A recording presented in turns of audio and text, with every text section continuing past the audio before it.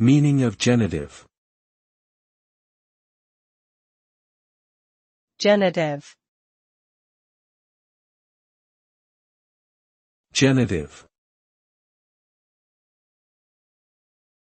Genitive.